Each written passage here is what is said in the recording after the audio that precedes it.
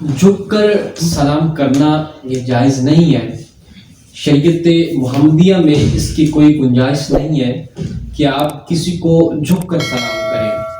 اب جھکنا دو طرح سے ہوتا ہے۔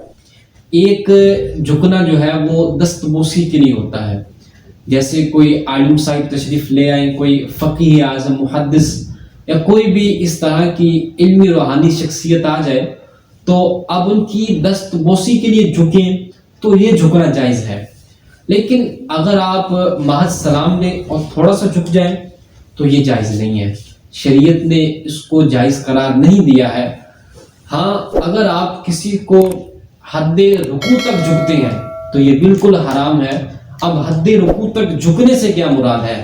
فقہا فرماتے ہیں کہ اگر کوئی آدمی سلام لینے میں اتنا جھکا کہ وہ ہاتھ بڑھاتا تو گھٹنوں تک پہنچ جاتے، تو فقہا فرماتے ہیں کہ اب اس کا اتنا جھکنا یہ سجدے کی مماثلت میں ہے، یعنی اتنا جھکنا کہ ہاتھ گھٹنوں تک پہنچ جائیں، یہ ایسے ہی ہے جیسے اس شخص نے دوسرے شخص کو سجدہ کیا ہے۔ تو اتنا جھکنا جائز نہیں ہے۔ محض تعظیم کے لیے تھوڑا سا جھکنا یہ بھی مکروہ ہے۔ تو سلام لیتے وقت محض اگر آپ نے جھکنا ہی ہے، کوئی شخصیت آئی ہے، جیسے کوئی بڑے محدث آ گئے ہیں، بڑے مفکر آ گئے ہیں، بڑے عالم صاحب آئے ہیں، تو اب وہ تعظیم کے لیے نہیں بلکہ ہاتھ چومنے کے لیے آپ جھک سکتے ہیں۔ تعظیماً جھکنا بالکل جائز نہیں ہے۔